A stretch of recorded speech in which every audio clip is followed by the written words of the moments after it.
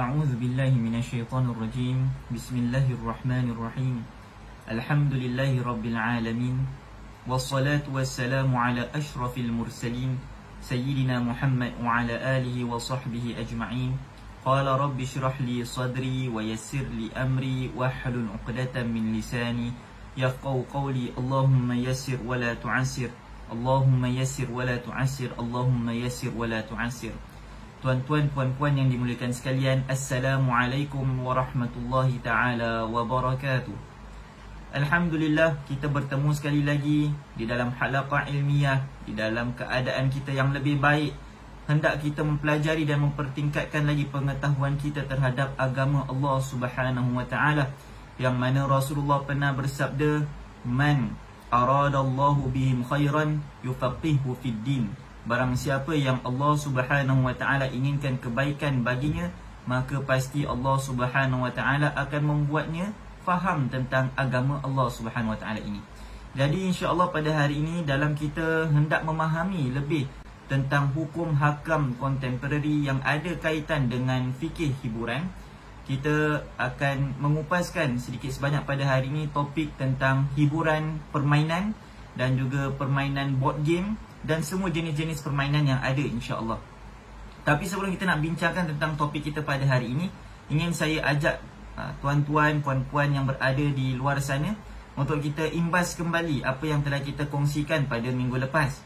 Pada minggu lepas kita telah membincangkan secara ringkas tentang hukum bersenam dan hukum aktiviti-aktiviti sports, yang mana olahraga ini bukannya olahraga biasa, tetapi olahraga yang berbentuk ekstrim, yang bila terjadinya apa-apa keburukan, dia boleh menghancurkan ataupun boleh mengambil nyawa orang tersebut.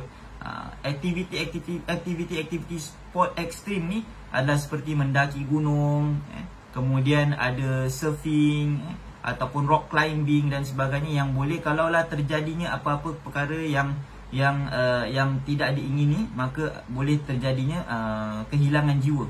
Dan extreme sport ini dinilai daripada keadaan faktor ketiga, bukannya skill sahaja, tetapi yang ada dinilai dengan perkara-perkara luar daripada kemampuan manusia untuk menjaga dia, seperti weather ataupun cuaca, seperti surface tempat yang mereka nak bermain tersebut. Ini adalah antara bentuk-bentuk extreme sport yang sports tersebut bergantung kepada environment dan juga weather yang ada pada ketika itu. Jadi insya-Allah pada hari ini kita akan teruskan perbincangan tentang fikih hiburan.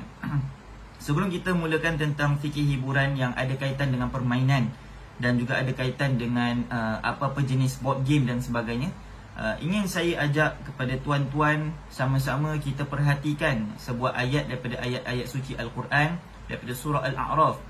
Allah Subhanahu wa ta'ala berfirman di dalam ayat yang ke-157. Kalau berada di hadapan kita Al-Quran, bolehlah kita buka dan kita rujuk kepada ayat tersebut. Apa Allah Ta'ala berfirman setelah Allah Ta'ala bincangkan tentang kisah Nabi Musa dan kaum dia, dan mereka yang beriman daripada kaum Nabi Musa. Kemudian Allah Subhanahu wa ta'ala sambung dengan ayat dalam surah Al-A'raf ini, yang mana Allah Ta'ala berfirman, A'udzu billahi minasyaitonir rajim. Alladzina yattabi'una ar-rasula an-nabiyyal ummiyya alladhi yajidunahu maktuban 'indahum fit Taurat wal Injil ya'muruhum bil ma'ruf wa yanhahum 'anil munkar wa yuhillu lahum at-tayyibat wa yuharrimu 'alayhimul khaba'ith ويضع عنهم إصرهم والأغلال التي كانت عليهم فالذين آمنوا وعزروه ونصروه واتبعوا النور الذي أنزل معه أولئك هم المفلحون Sadaqallahul azim, yang membawa erti mereka yang mengikuti Rasul, iaitu Nabi Muhammad sallallahu alaihi wasallam, Nabi yang ummi, yang telah terdapat namanya di dalam Taurat dan Injil, yang mana Nabi tersebut mengajarkan ataupun mengajak kita kepada kebaikan dan menjauhkan kita daripada melakukan keburukan, menghalalkan segala yang baik dan mengharamkan segala yang buruk. Yang mana Nabi ini juga membebaskan belenggu-belenggu kesyirikan dan kekufuran yang ada di dalam umat manusia, sehingga kan terbebas dengan akidah tauhid. Falladzina amanu, dan siapa yang beriman dengan Nabi tersebut dan menyokongnya dan membantunya dan mengikuti wahyu yang diturunkan bersama dengan Nabi tersebut, yang merupakan cahaya Allah Subhanahu wa taala, iaitu Al-Quran. Wattaba'un nural ladzi unzila ma'ahu ulaika humul muflihun. Mereka inilah orang-orang yang berjaya. Nah, tuan-tuan yang dimuliakan sekalian, ayat yang panjang ini daripada surah Al-A'raf hendak memberitahu kepada kita bahawasanya kalaulah kita mengikuti perintah tunjuk ajar baginda Rasulullah sallallahu alaihi wasallam dengan sebenar-benarnya, dengan kita memahami sebenar-benarnya segala apa yang diperintahkan, maka kita di antara orang-orang yang berjaya. Persoalan dia, tuan-tuan yang dimuliakan sekalian, bagaimana kita nak tahu perkara itu adalah perkara yang diperintahkan ataupun perkara yang dilarang? Maka kalau kita nak tahu perkara itu diperintahkan ataupun perkara itu dilarang, kita kenalah ada ilmu-ilmunya untuk kita dapat tahu perkara ni halal ke ataupun haram. Dan ilmu tersebut, tuan-tuan, bukanlah ilmu Al-Quran dan hadis, tetapi ilmu cara bagaimana kita mengeluarkan istinbat hukum-hukum yang ada di dalam Al-Quran dan hadis Nabi sallallahu alaihi wasallam. Itulah dia ilmu usul fiqh dan ilmu-ilmu yang ada kaitan dengan qawaid fiqh dan juga ada kaitan dengan ilmu fikih secara umum. Nah, tuan-tuan, dan inilah dia topik yang kita bincangkan, ilmu fikih pada hari ini. Jadi kita kalau nak tahu tentang hukum halal dan haram, kita belajarlah tentang hukum fikih. Baiklah tuan-tuan yang dimuliakan sekalian, di dalam ayat ini juga Allah Subhanahu wa taala memberitahu kepada kita bahawasanya Rasulullah menghalalkan segala yang baik dan mengharamkan segala yang buruk. Apa yang dimaksudkan dengan perkara-perkara yang baik? Al-Imam Asy-Syaukani rahimahullah berkata, segala perkara yang baik adalah perkara yang bila sampai ke jiwa manusia, manusia menerimanya dengan baik. Jadi thayyibat ini adalah satu kategori yang umum. Bila kita tengok pemandangan yang cantik, ini adalah thayyibat, perkara yang baik. Dengar benda-benda yang indah-indah, ini adalah thayyibat, perkara-perkara yang baik. Nah, tuan-tuan yang dimuliakan sekalian, apa topik dia dengan hari ini? Jadi dengan hari ini kita nak bincangkan tentang permainan. Kita nak bincangkan tentang permainan-permainan yang ada kaitan-kaitan dengan unsur-unsur yang mana dalam beberapa riwayat mengatakan adalah haram. Inilah yang akan kita bincangkan. Tuan-tuan yang dimuliakan sekalian, sebelum kita nak mulakan perbincangan ini dan kita dah membincangkan ayat-ayat suci Al-Quran, saya nak ajaklah tuan-tuan sekalian untuk lihat kepada satu analogi ini ataupun satu contoh ini. Saya berikan contoh, ada orang melarang anak dia daripada makan gula-gula. Adakah maknanya dia melarang anak dia makan satu gula pun, ataupun dia melarang anak dia daripada makan gula-gula yang begitu banyak sangat? Jadi di sini kita dapat nampak kalau ada ibu bapa di luar sana yang melarang anak dia daripada makan gula-gula. Kerana apa? Sebab kalau maksud melarang anak dia daripada makan gula-gula bukannya makan apa-apa gula-gula, tetapi maksud dia larangan adalah larangan daripada makan gula-gula yang terlampau, yang banyak sangat, kemudian boleh merosakkan gigi. Jadi di sini saya nak ajak kepada tuan-tuan untuk melihat contoh larangan ini. Jadi kadang-kadang ada larangan tu adalah larangan yang memang melarang seluruhnya. Kadang-kadang larangan itu melarang sebahagiannya. Kadang-kadang larangan tersebut bukannya melarang sepenuhnya ataupun sebahagiannya, tetapi larangan tersebut adalah nasihat supaya kita fikir-fikirkan tentang perkara yang kita nak buat tersebut, yang mana perkara tu bukanlah perkara yang dilarang. Saya kasih contoh lah. ada orang datang jalan dekat daerah Bukit Batok. Kita tahu dekat Bukit Batok ada Little Guinea, ada kuari dekat situ. Ada orang tiba-tiba nak diri dekat ujung-ujung kuari tu, nak lompat. Kita nampak, kita cakap, jangan lompat. Kita larang dia melompat. Jadi bila kita larang dia melompat, bukanlah maknanya kita larang melompat dekat mana-mana, tapi maksud dia kita larang untuk melompat dalam kuari tersebut. Jadi di sini kita dapat nampak maksud larangan bukanlah semuanya tak boleh, bukannya sebahagiannya tak boleh. Kadang-kadang larangan juga memberi erti untuk kita berhati-hati, berjaga-jaga. Jangan buat satu perkara sebab takut-takut perkara tersebut boleh mendatangkan musibah yang luar biasa atau musibah yang datang kepada jiwa kita, nyawa kita, harta kita dan sebagainya. Samalah juga dengan ada orang bilang dengan kita, awak kalau nak nikah, awak nak kahwin, elakkanlah jumpa dengan orang-orang ni. Maknanya bukannya larangan tersebutlah tak boleh kahwin dengan orang tersebut, tapi cuma reconsider, hati-hati, perbaiki pemilihan tersebut. Ini di sini adalah antara contoh yang dapat kita dekatkan dengan perbincangan kita pada hari ini. Jadi justru itu tuan-tuan yang dimuliakan sekalian, semua bentuk-bentuk aktiviti yang hiburan, Rasulullah SAW mengiyakan. Rasulullah SAW memberikan galakan untuk kita berhibur. Bahkan ada riwayat hadis yang sahih daripada seorang sahabi yang bernama Hanzalah. Ini kita dah kongsikan pada pertemuan kita yang pertama sekali, yang mana sahabat Nabi ini berkata dengan Nabi SAW, "Ya wahai Nabi, aku bila bersama dengan kau, aku rasa seakan-akan nampak syurga, nampak neraka. Kami takutkan Allah Ta'ala. Tapi bila kita balik ke rumah kita, jumpa dengan keluarga, jumpa dengan anak-anak, jumpa dengan pekerjaan, kita dah mula lupa tentang hari akhirat." Jadi pada ketika itu Nabi SAW menasihatkan kepada Hanzalah. Apa Nabi nasihatkan? As-sa'ah, as-sa'ah, as-sa'ah. Sementara, sesaat, sesaat. Maksud Nabi cakap sesaat ni apa? Maksud Nabi cakap sesaat ini adalah untuk Hanzalah ini meletakkan sedikit ruang di hatinya untuk berhibur, untuk memberikan ketenangan. Dan perkara ini dapat kita nampak dalam kata-kata Sayyidina Ali rahimahullah. Sayyidina Ali berkata, hati ni pun perlu kepada rehat, untuk perlu kepada hiburan, perlu kepada untuk tidak fikir benda-benda yang serius. Kadang-kadang hati ni perlu untuk berhibur. Dengan dia berhibur, dia dapat melapangkan jiwa dia untuk menguatkan hati dia melakukan perkara-perkara yang lebih baik. Bahkan perkara ini dapat dilihat daripada Sayyidina Abu Darda radhiyallahu anhu pun pernah berkata perkara yang sama juga, yang mana Abu Darda berkata, aku sering melakukan perkara-perkara yang sia-sia. Mana perkara-perkara sia-sia ni apa? Perkara yang tak datangkan pahala dan tak datangkan dosa, perkara sia-sia, perkara hiburan dan sebagainya, untuk menguatkan hati aku supaya bila aku beribadat, aku dapat beribadat yang lebih baik. Jadi di sini kita nak faham betul-betul apa yang dimaksudkan oleh sahabat-sahabat Nabi SAW berhiburkan hati. Jadi nak berhiburkan hati, ada di antara kita yang mungkin main game, ada di antara kita yang berekreasi, jalan-jalan, ada di antara kita yang mungkin pergi pancing, ada di antara kita yang mungkin suka hiking, pergi Bukit Timah Hill dan sebagainya, ataupun mungkin naik basikal, ataupun main skateboard dan sebagainya. Ini adalah antara bentuk-bentuk hiburan. Jadi persoalan dia, ada tak hiburan-hiburan ini yang kita tengah lakukan ni perkara-perkara yang tidak dibolehkan?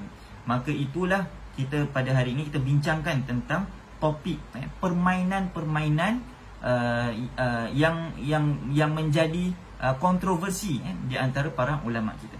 Jadi tuan-tuan yang dimuliakan sekalian, antara permainan ini saya nak ajak kita untuk melihat kepada satu permainan dadu.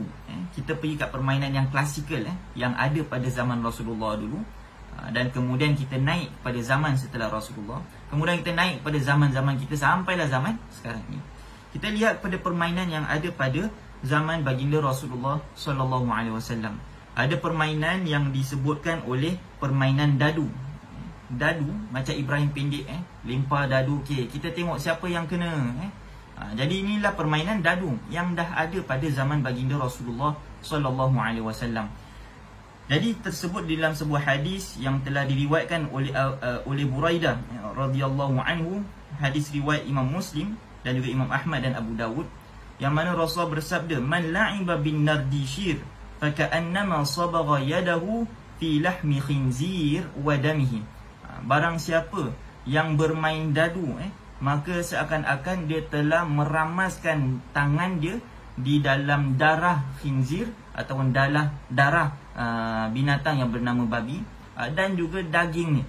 Di sini kita dapat nampak Rasulullah kaitkan perbuatan dengan satu perbuatan yang keji. Meramas daging babi dan meramaskan darah khinzir itu adalah satu perkara yang jijik, perkara yang buruk. Dan apabila dikaitkan dengan permainan dadu ni seakan-akan Rasul nak bilang siapa yang main dadu ni samalah macam permainan yang meletakkan tangan dia di dalam darah daging khinzir ataupun dekat dalam darah binatang yang bernama babi. Ini adalah hadis Nabi SAW. Jadi seakan-akan bila kita baca hadis ni, kita dapat nampak main dadu ataupun main permainan yang hanya berdasarkan kepada nasib, maka permainan tersebut adalah permainan yang tidak dibolehkan, permainan yang mungkin boleh jadi haram. Ini adalah apabila kalau kita dengar hadis ni, kita akan dapat pemahaman seperti itu. Tetapi tuan-tuan yang dimuliakan sekalian, marilah sama-sama kita tengok pada hadis Nabi yang lain. Ini masih lagi dalam topik permainan dadu. Jadi permainan dadu ni macam dadu, ada nombor-nombor dan sebagainya, limpah. Kemudian tengok kena nasib ke tak kena nasib ke. Jadi permainan dadu ni adalah fundamental atau konsep dia, yang mana boleh diubah dan diolah sampai kepada zaman sekarang ni. Mungkin kalau kita main board game pun, kita punya perjalanan dekat dalam board game tu pun berdasarkan kepada nasib, berdasarkan kepada dadu. Jadi ada kaitan rapat dengan board game. Tapi kita tak akan bincangkan tentang board game dulu. Macam saya kata tadi, kita lihat kepada zaman baginda Rasulullah SAW dahulu. Dalam hadis yang lain pula yang telah diriwayatkan oleh Abu Musa Asy'ari radhiyallahu anhu, bahwasanya Nabi SAW pernah bersabda, "Man la'iba bin nardi faqad 'asallaha wa rasulah." Barang siapa yang bermain dengan dadu, maka dia telah mengingkari ataupun telah menderhakai Allah dan juga Rasulnya. Nah tuan-tuan, hadis riwayat ni adalah hadis riwayat Imam Ahmad, hadis riwayat Imam Abi Dawud dan juga Ibn Majah, dan juga Imam Malik dalam kitabnya Al-Muwatta. Baiklah tuan-tuan, daripada hadis-hadis ini kita dapat nampak bahawasanya permainan dadu yang berdasarkan kepada nasib ini adalah haram. Tetapi sebelum kita nak meletakkan hukum haram, seperti mana setelah saya kongsikan pada minggu lepas, video minggu lepas, sesuatu perkara tu boleh jadi haram atas beberapa keadaan. Yang pertama, ada nas secara terang-terangan mengatakan perkara ini haram. Kemudian perkara yang kedua, ada kaitan dengan syirik. Perkara yang ketiga, ada kaitan dengan perkara-perkara yang menjatuhkan maruah ataupun memutuskan silaturahim ataupun membunuh jiwa manusia. Maknanya dia menghancurkan permainan itu ada sifat-sifat menghancurkan jiwa manusia, harta manusia, ataupun mungkin jiwa binatang lain dan sebagainya. Yang mana minggu lepas kita dah bincangkan, Rasulullah bersabda, kalau kamu nak main panah, jadikanlah sasaran kamu yang kamu nak main panah itu bukannya perkara-perkara yang ada kehidupan ataupun binatang-binatang yang ada kehidupan.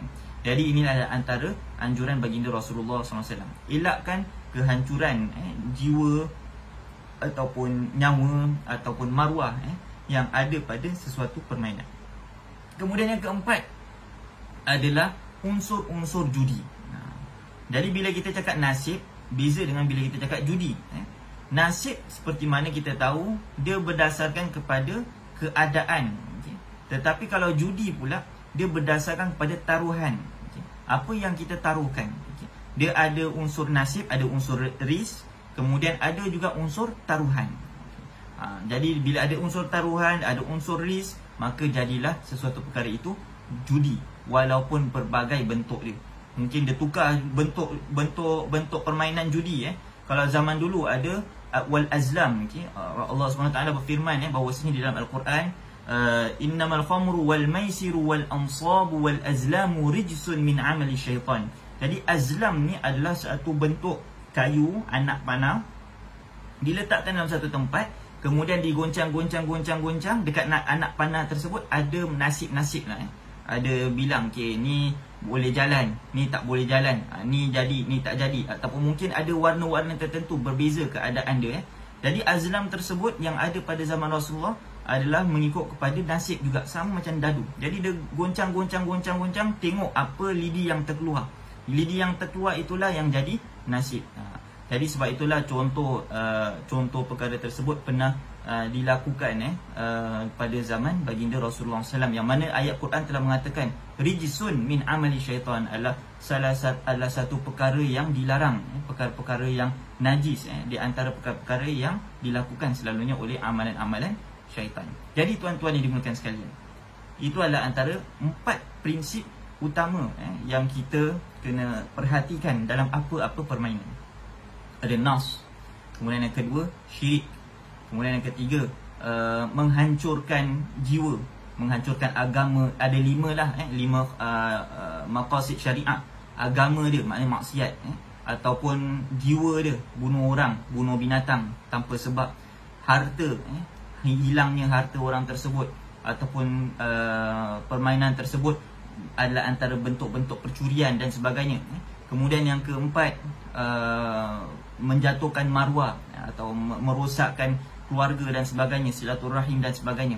Dan kemudian yang kelima, iaitu menjatuhkan akal, menghilangkan akal. Jadi itulah antara perkara. Yang ketiga ni, elakkan perkara-perkara yang haram, perkara-perkara yang menghancurkan diri. Yang keempat adalah perjudian. Baiklah tuan-tuan dimuliakan sekalian, bila kita lihat kepada bentuk dadu ni, kita dapat nampak ada nas dekat sini yang mengatakan tak boleh. Okay. Dan kemudian ada pula yang mengatakan syirik, tak syirik, dia tak mensyirikkan Allah Subhanahu Wa Taala.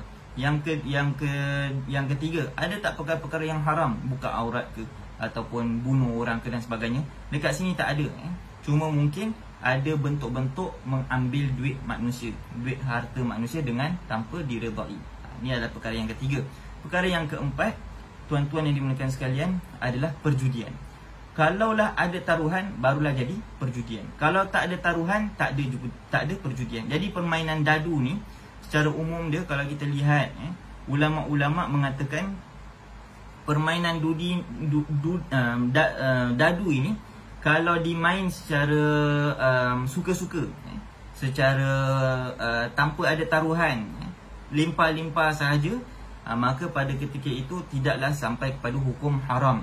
Sebab yang dimaksudkan oleh hadis Nabi SAW yang telah kita kongsikan tadi, 2 buah hadis tu, adalah apabila terjadinya pertaruhan, bila terjadinya nasib, bila terjadinya perjudian. Bila adanya unsur-unsur judi, automatik permainan tu jadi haram. Melainkan kalau tak ada judi, maka permainan tu dibolehkan. Sebab itu Al-Imam Asy-Syaukani rahimahullah meriwayatkan bahawasanya Ibnu Mughaffal dan juga Ibnu Musayyib ataupun Sa'id Ibnu Musayyib membenarkan permainan tersebut kalau tak ada judi. Dengan sebab apa? Hadis-hadis yang disebutkan adalah permainan yang ada judi. Kenapa Sa'id Ibnu Musayyib dan juga tabi'in ini memberikan leeways kepada hadis Nabi, walaupun bila kita dengar hadis tu, siapa Rasul bersabda, man la'iba bin nardishir faka'annama wada'a yadahu fi lahmil khinziri wa damihi. Barang siapa yang main dadu ni dah macam dia meletakkan tangan dia dekat daging khinzir atau daging babi dan juga darah khinzir. Di sini tuan-tuan yang dimuliakan sekalian, bila kita dengar, nampak seakan-akan perkara itu adalah perkara yang haram. Tapi kita kena tahu bahawa Nabi SAW mengutarakan perkataan-perkataan tersebut berdasarkan kepada environment yang ada pada zaman baginda Rasulullah SAW. Dan orang yang selalunya pada zaman Rasulullah yang main dadu akan meletakkan taruhan, akan meletakkan perjudian. Atas sebab inilah permainan itu diletakkan label seperti label yang ada dalam hadis tadi. Bila datang pula zaman tabi'in, Sayyidut Tabi'in Sa'id Ibn Musayyib, penghulu segala tabi'in, berkata perkara tersebut adalah apabila terjadinya unsur-unsur perjudian. Kalau tak ada unsur-unsur perjudian, maka perkara tersebut dibolehkan tanpa ada apa-apa sebab. Jadi inilah dia, balik kepada ayat yang kita kongsikan awal-awal tadi tu. Rasulullah menghalalkan segala perkara-perkara thayyibat dan mengharamkan segala-segala perkara-perkara yang khaba'ith, perkara yang buruk. Dan judi ni dapat menjadikan permusuhan antara manusia. Boleh jadinya pergaduhan, boleh jadinya bermacam-macam bentuk. Jadi di sini diharamkan perjudian tersebut. Jadi tuan-tuan yang dimuliakan sekalian, kita lihat pula kepada permainan yang datang setelah zaman baginda Rasulullah sallallahu alaihi wasallam, iaitu permainan catur ataupun permainan chess. Jadi bila kita tengok permainan chess ni, kita pun dah tahu permainan chess, saya tak perlu nak bincangkan dan saya taklah sebut tentang sejarah chess ni. Cukup kita tahu tentang chess, dah boleh kita bincangkan tentang permasalahan ini. Jadi bila kita cakap tentang chess ni tuan-tuan, bila ada beberapa hadis-hadis Nabi SAW yang mengatakan Nabi melarang permainan chess tersebut. Tapi bila kita lihat kepada kajian hadis-hadis tersebut, sebenarnya permainan chess ni datang ke masyarakat Islam setelah kewafatan baginda Rasulullah SAW. Jadi semua hadis-hadis yang ada kaitan cakap tentang chess ni haram dan sebagainya, semua hadis-hadis tersebut taklah sampai kepada martabat yang sahih. Sebab chess atau permainan catur ini telah masuk ke dunia Arab, ke dunia umat Islam setelah kewafatan baginda Rasulullah SAW. Tapi siapa yang meletakkan perkara-perkara tersebut ataupun siapa yang memberikan hukum tentang chess tersebut pada zaman itu adalah beberapa sahabat Nabi SAW. Jadi contohlah Ibnu Umar radhiyallahu anhu berkata permainan chess ni lebih bahaya daripada bermain dadu. Kita dah tahu dah cerita tentang hukum dadu. Ada ulama mengharamkan dia. Jadi di sini Ibnu Umar mengatakan chess ni lebih teruk daripada dadu. Sayyidina Ali radhiyallahu anhu pula berkata, bermain chess ini termasuk antara perjudian.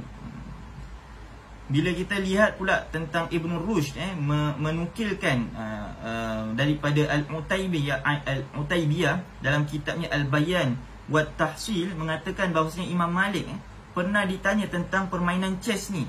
Kemudian Imam Malik pun berkata, tiada kebaikan yang ada pada permainan chess ini. Ianya adalah antara permainan yang batil.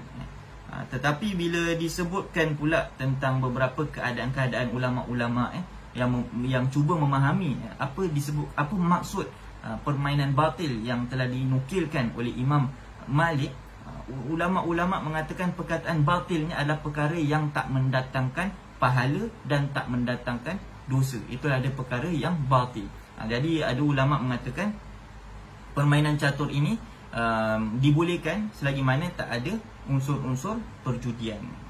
Baiklah, maka itu bila kita lihat pula, ada pula setengah sahabat, ada setengah tabi'in. Tadi itu sahabat yang melarang. Ada pula setengah sahabat dan tabi'in yang membolehkan permainan chess ni. Antaranya ialah Ibnu Abbas radhiyallahu anhuma ataupun turjumanil Quran. Abu Hurairah radhiyallahu anhu daripada kalangan tabi'in, Ibn Sirin, Hisham bin Urwah, Sa'id bin Musayyib dan Sa'id bin Jubair. Ni semua adalah tokoh-tokoh ulama-ulama yang bukan calang-calang. Mereka pun berkata dibolehkan catur ini.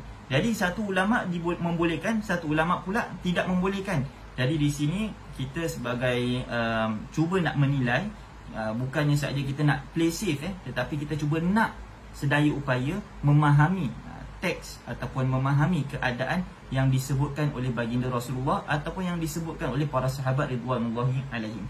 Jadi ulama-ulama bila mengkaji mengatakan permainan chess ni dibolehkan dengan syarat tidak melakukan perkara-perkara yang 4 tadi tu saya kongsikan.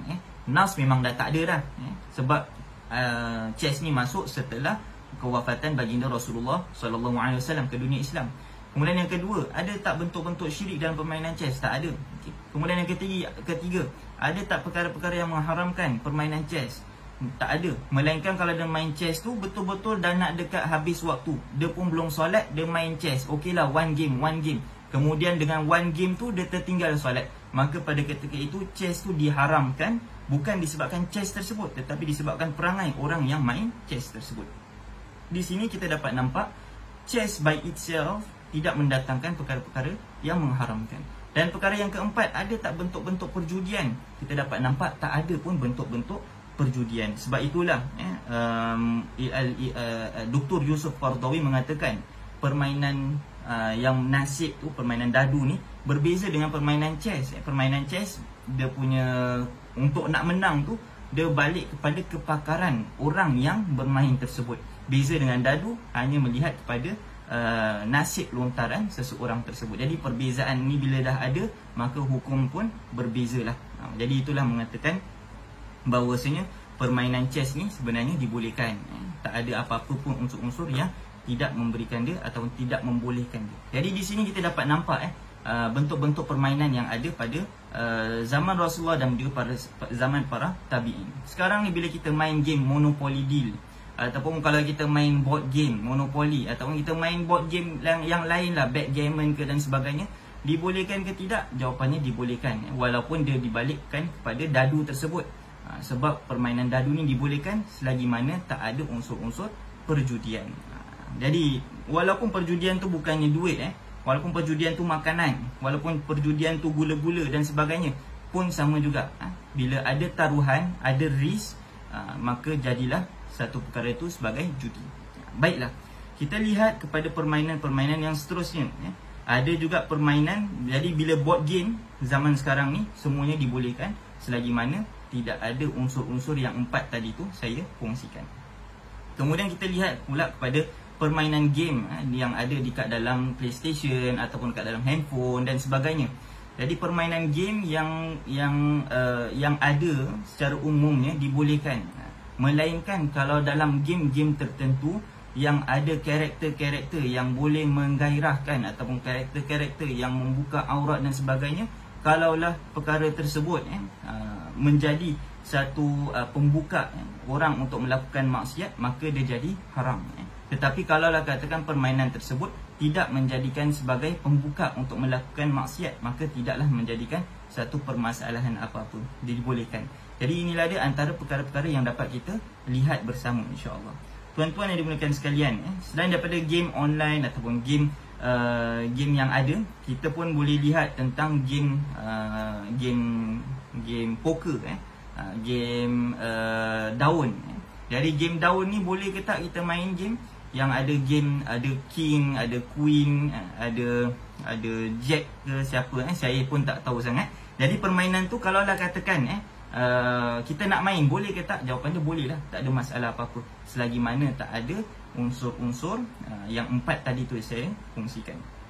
Baiklah, permainan seterusnya, kalau kita tengok pula permainan yang ada kat stage performance.